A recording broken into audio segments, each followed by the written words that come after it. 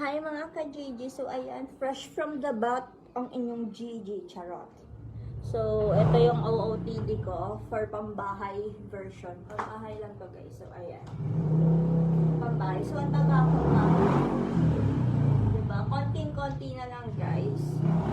Pero marami pa talaga. Ganyan pa yung fats ko. Konting-konti. So ito yung pambahay natin ngayon. So ayan. Tapos yung hair ko black na tumubo na. Ayan, ganyan lang tayo guys. So, ayan. So, pwede na tayong magtaas ng underarm kasi wala na tayong buhok sa kilikili. Dahil wala na nakagano. Dahil na-wax ko na. So, wala na siyang buhok. So, ganyan na yung kilikili ko. Ganito pa yung kilikili ko. Mas maputi pa ang kilikili ko sa mukha ko. So, ayan guys. Bibili lang ako ng pang-ulam namin. Kasi wala kaming pang-ulam. Walang maluluto sa rep.